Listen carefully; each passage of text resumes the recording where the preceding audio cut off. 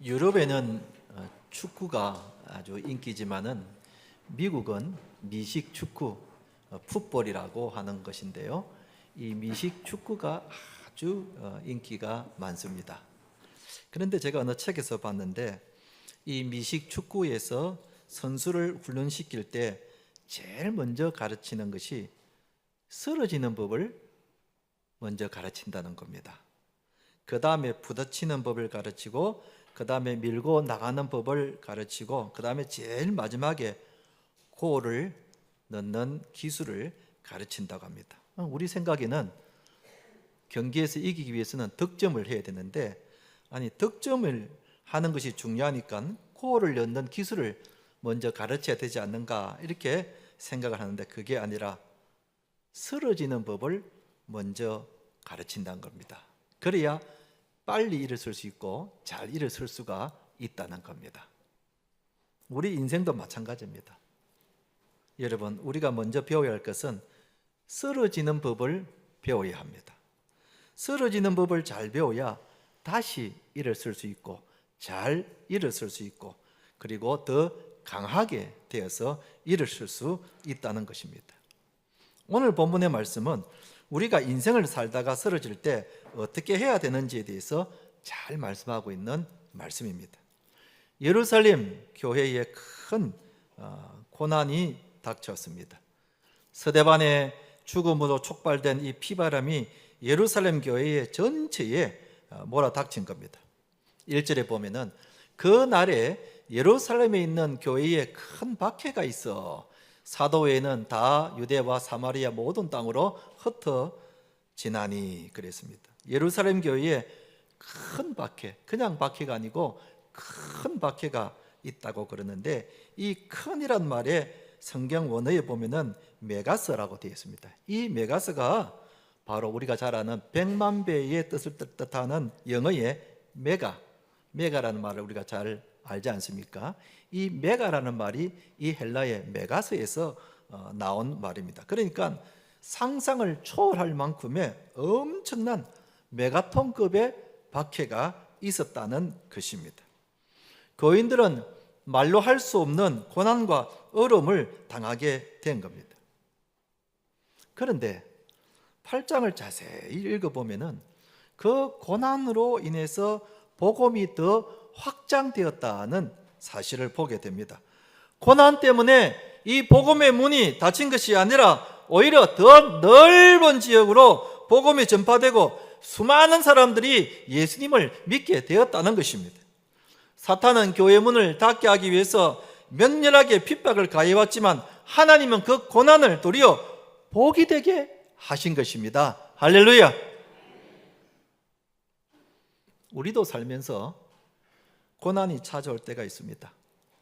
어떤 사람에게는 큰 질병으로, 어떤 사람에게는 경제적인 가난의 고난으로, 또 어떤 사람에게는 실패로, 어떤 사람에게는 가정의 일로, 자녀의 일로 이런저런 고난을 우리가 만나게 됩니다. 그래서 쓰러질 때가 있습니다.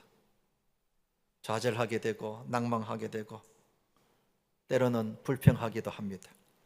그런데 하나님이 우리의 이 고난을 복으로 바꾸어 주신다는 것입니다. 아멘. 아멘. 사랑하는 성도 여러분, 오늘 이 말씀을 통해서 하나님이 그러면 어떻게 우리의 이 고난을 복으로 만들어 주시는지에 대해서 말씀드릴 때에, 우리가 살아가면서 고난을 맞이할 때에 이 고난을 능히 감당하시는 성도님 되시기를 주님의 이름으로 축원드립니다. 첫째로, 하나님이 고난을 어떻게 복으로 만들어 주시는가? 우리를 더욱 성숙하게 만들어 주신다는 것입니다.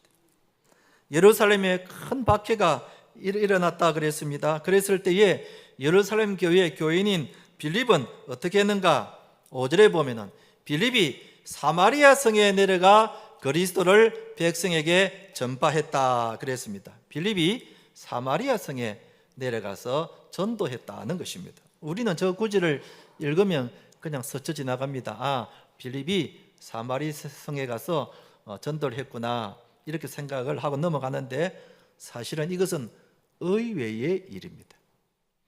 빌립이, 유대인인 빌립이 사마리아 성에 가서 복음을 전했다는 것은 그 당시에는 굉장히 충격적인 일이었습니다. 왜 그런가?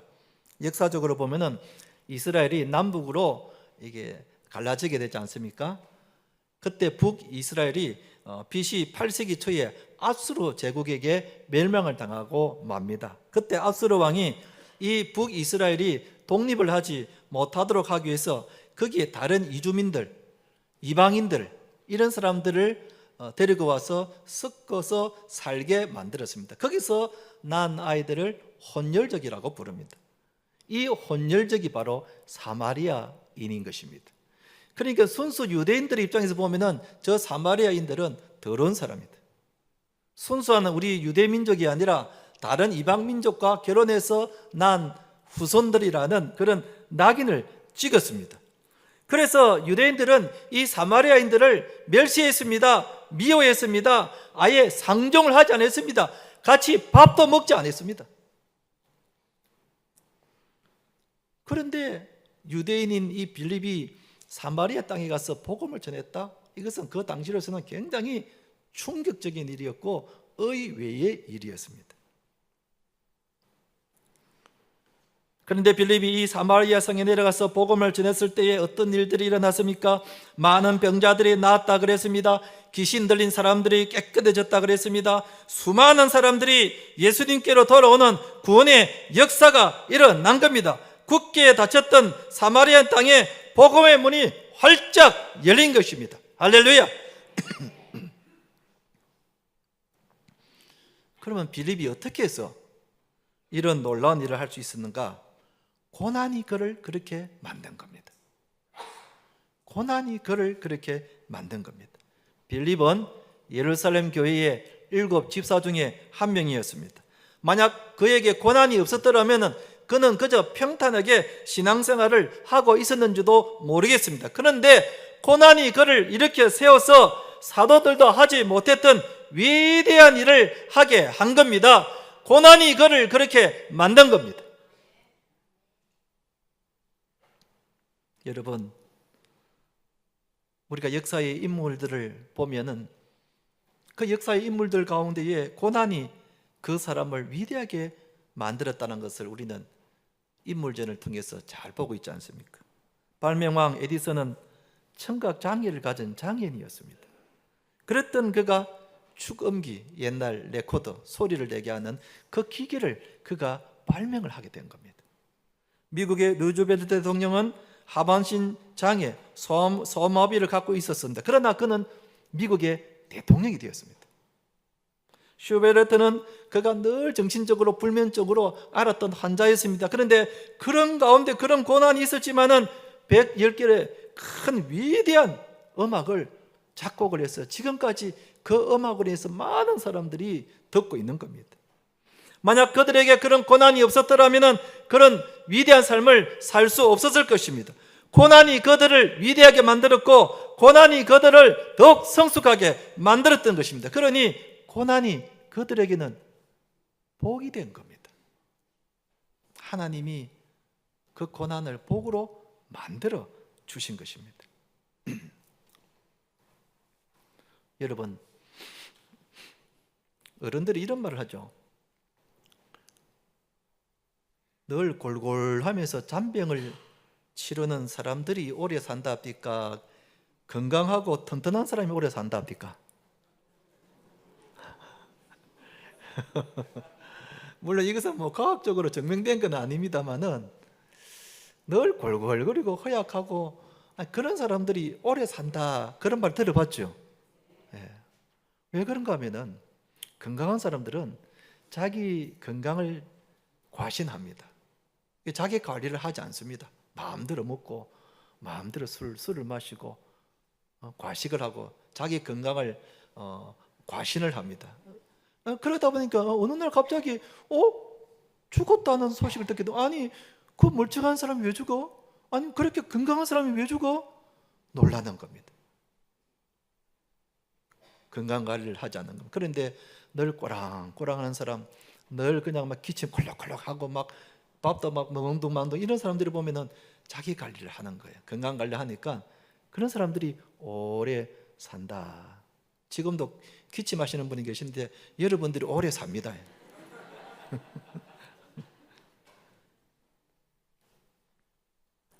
여러분, 일본의 사과 중에 유명한 사과 아오모리 사과라고 여러분 아시죠? 우리나라에도 수입돼 가지고 한때 굉장히 인기 있던 아오모리 사과가 있는데, 이 아오모리는 아오모리 현에서 생산된다 그래서 그 사과 이름을 아오모리 사과라고 그렇게 이름을 붙였습니다.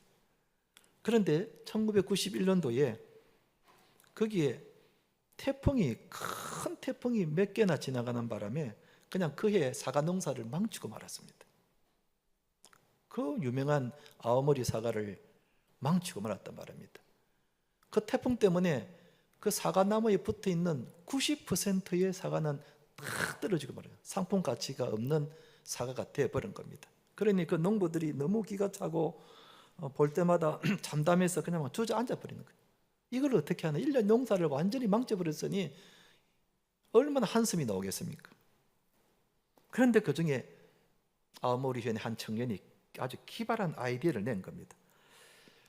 이 강력한 태풍에도 떨어지지 않는 사과가 있다. 10%에 떨어지지 않는 사과가 있다. 이 사과를 동경에 있는 수험생들에게 내다 팔자. 어떤 태풍에도 떨어지지 않는 사과, 이 사과를 이름 붙이기를 합격 사과로 붙인 겁니다. 합격 사과. 태풍에도 떨어지지 않는 사과니까 얼마나 여물고 단단한 사과겠습니까? 그래가지고 그 사과에다가 합격 사과라고 레벨을 붙여가지고 팔았더니 진짜 예상대로 막 불티나게 팔리는데, 다른 사과들보다도 비싸게 파는데도 아니 합격 사과를 하니까 다 그 사과를 사서 먹는 겁니다.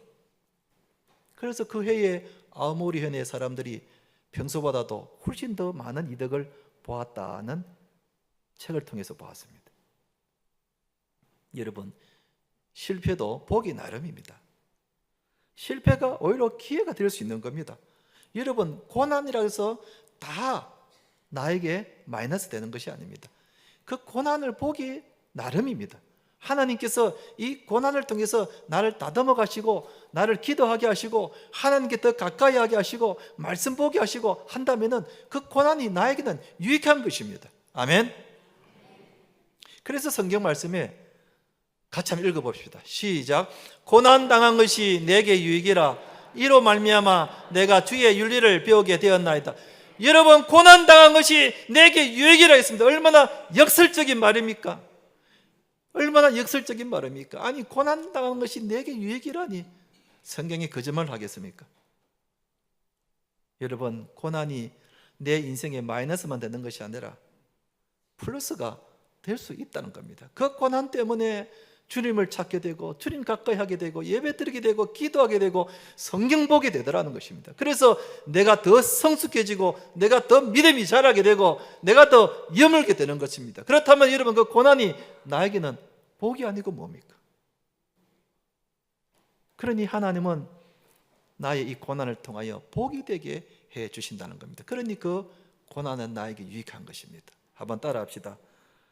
고난이 나를 유익하게 합니다. 고난이 나를 유익하게 합니다. 아멘.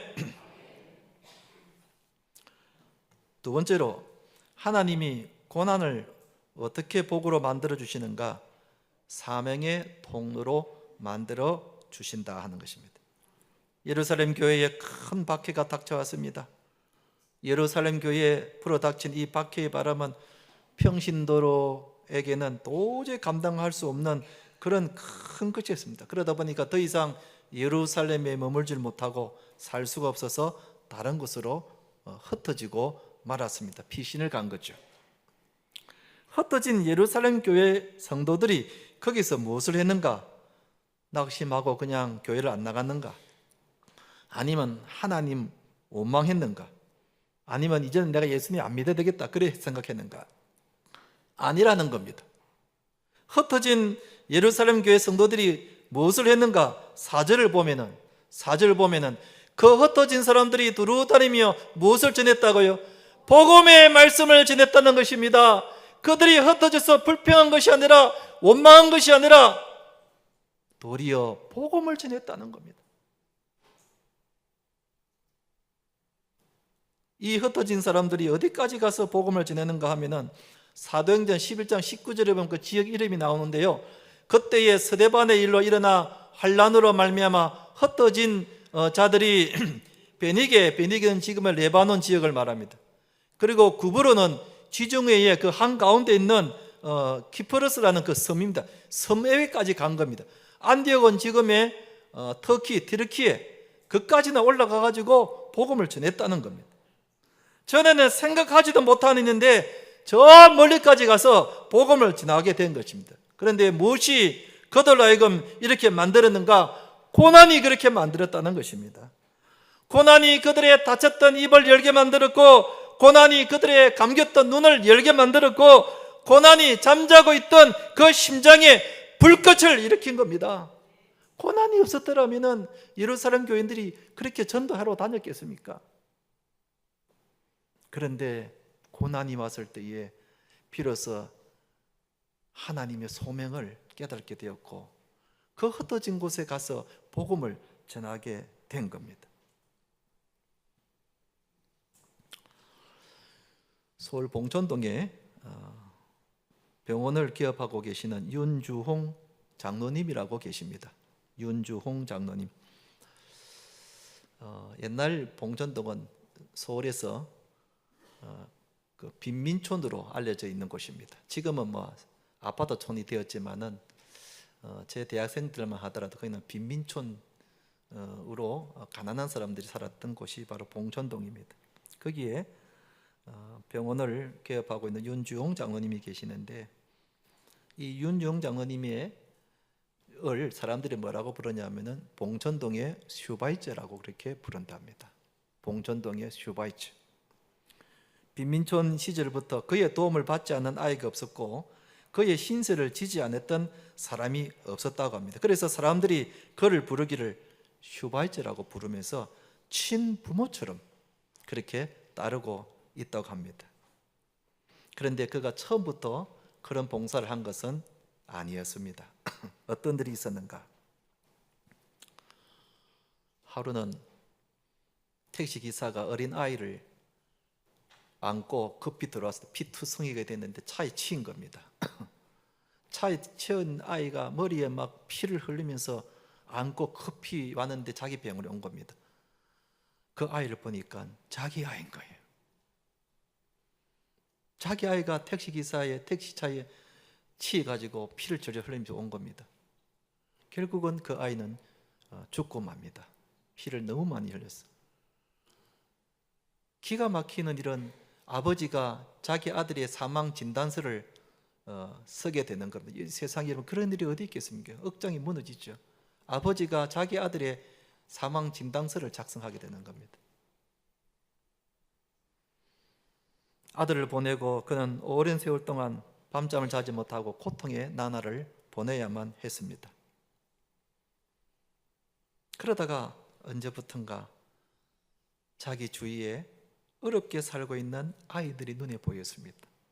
죽은 자기 아이들의 또래의 아이들이 눈에 들어오면서 그 아이들이 참으로 어렵게 가난하게 살고 있는 것이 눈에 보인 겁니다. 꼭 자기 아이 같았습니다. 죽은 자기 아이 같았습니다. 그래서 그는 결심하기를 내가 자식에게 못한 이 사랑을 내가 저 아이들에게 베풀어야 되겠다.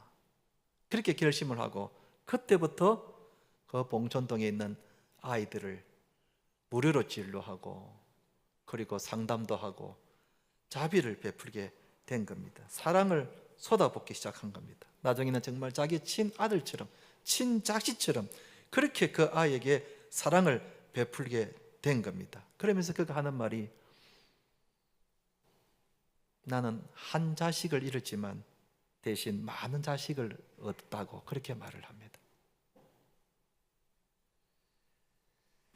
윤주홍 장로님이 사명을 발견한 거지요. 고난을 통해서 어떻게 사는 것이 한 번밖에 없는 이 인생을 의미 있게 사는 것인가를 그가 비로소 깨닫게 된 것입니다. 무엇을 통해서? 고난을 통해서 알게 된 겁니다. 어떤 분들은 이렇게 말합니다. 목사님, 나는 사명 같은 거는 몰라도 좋으니까 그냥 고난이 없이 편안하게 살았으면 좋겠습니다. 그렇게 말하는 사람들이 있습니다. 또 어떤 사람들은 하나님께 쓰임 받고 그런데 별로 관심이 없습니다. 그냥 아무 일 없이 평탄하게 그냥 그렇게 살았으면 좋겠습니다. 그렇게 말하는 사람들이 있습니다. 그런데 여러분, 그런 분들은 고난이 주는 복을 경험하지 못했기 때문에 그렇습니다. 고난이 주는 복을 경험하지 못했기 때문에 그렇습니다. 우리에게 잘 알려져 있는 지선아 사랑해로 알려져 있는 이지선 자매를 우리는 잘 알죠. 지금은 자기 모교인 이화여대의 교수로 재직 중에 있는데, 그가 대학 시절에 교통사고로 온몸에 화상을 입고 겨우 생명만 건졌죠. 큰 수술만 40번. 여러분, 수술 한 번만 해도 고통스러운데 그 수술을 40번을 했으니 참 죽음보다 더한 고통을 겪었지요.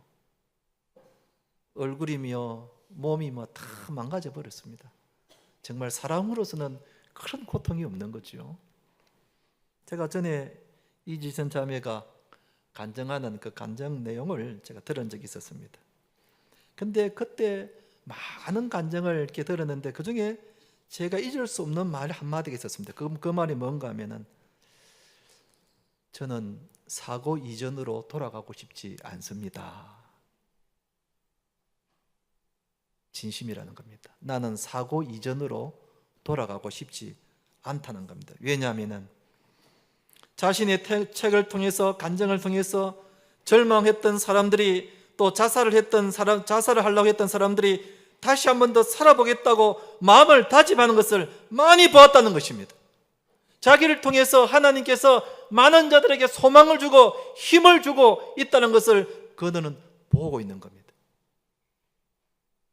그래서 멀쩡한 얼굴로 나 혼자를 위해서 사는 것보다 망가져도 다른 사람을 살리는 이 삶이 훨씬 기쁘고 행복하다는 겁니다. 그래서 나는 이전으로 돌아가고 싶지 않다는 겁니다.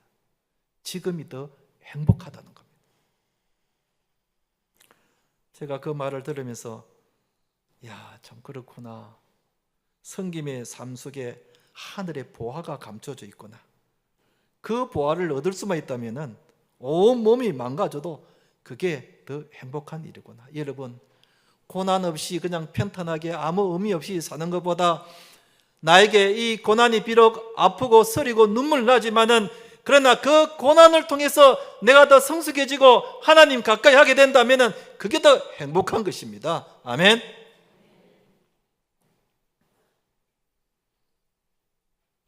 여러분, 우리에게 고난이 찾아왔을 때 이 고난에는 하나님의 섭리가 있음을 우리가 믿어야 합니다. 나에게 어째서 이런 큰 병이 왔는가? 왜 이렇게 가난하게 살고 있는가? 왜 하는 일마다 안 되고 실패하는가? 왜 우리 가정에 이런 어려운 일이 있는가? 그런 일을 우리가 만날 때마다 때로는 낙심하게 되고 절망하게 되지만, 그러나 여기에 오묘하신 하나님의 섭리가 있음을 우리가 믿어야 하는 것입니다. 아무 의미 없이 살아가던 지난 나날을 청산하고 이제는 하나님을 더 가까이 하게 되고 하나님께 나오게 되고 하나님께 엎드려 기도하게 되고 하나님께 찬양하게 된다면 오히려 그것이 나에게 유익하게 된 것입니다. 나중에 부르게 될 찬송가에 이런 가사 있지 않습니까? 풍랑 때문에 더 빨리 갈 수 있다면 풍랑이, 그게 더 은혜의 바람인 겁니다. 우리는 풍랑을 무서워하지만은 오히려 그 풍랑 때문에 더 빨리 가게 됐다면 그 풍랑은 나에게 은혜의 바람인 겁니다. 그러므로 우리들은 이 고난 가운데서도 절망하거나 낙심하지 말고 원망하지 말고 하나님께서 이 고난을 통해서 나에게 유익하게 해 주실 거라는 이 믿음을 갖고 살아간다면 능히 이 고난을 감당하게 될 줄로 믿습니다. 고난이 나를 유익하게 하는 것입니다. 한 번 더 따라합시다. 고난이 나를 유익하게 합니다. 말씀을 맺으면서 시 한 편을 소개하고 마칠까 합니다. 정현종 시인의 제목이 모든 순간이 꽃봉오리인 것을 라는 시가 있습니다. 제가 읽어보겠습니다. 모든 순간이 꽃봉오리인 것을. 정현종. 나는 가끔 후회한다. 그때 그 일이 노다지였을지 모르는데, 그때 그 사람이, 그때 그 물건이 노다지였을지 모르는데, 더 열심히 파고들고, 더 열심히 말을 걸고, 더 열심히 귀 기울이고, 더 열심히 사랑할 걸. 밤벙어리처럼, 귀머거리처럼 보내지는 않았는가? 우두커니처럼 더 열심히 그 순간을 사랑할 것을, 모든 순간이 다 꽃봉오리인 것을, 내 열심에 따라 피어날 꽃봉오리인 것을. 이 시는 우리 인생의 어느 한 순간이라도 가치 없는 순간은 없다는 겁니다. 내가 기쁜 일은 기쁜 일대로, 힘든 일은 힘든 일대로, 슬픈 일은 슬픈 일대로 가치 없는 순간이 없다는 겁니다. 그 모든 것이 인생의 나중에 꽃봉오리가 될 순간이라는 겁니다. 가치 있는 것이라는 겁니다. 여러분, 우리의 생에 좋은 일도 있고 고난도 있지만은, 좋은 일이 있을 때는 하나님께 감사하면 되지만, 고난이 찾아왔을 때도 이 고난이 내 인생의 꽃봉오리를 피울 것이다 하고 그 믿음을 가지고 산다면 이 역시 감사한 일인 겁니다.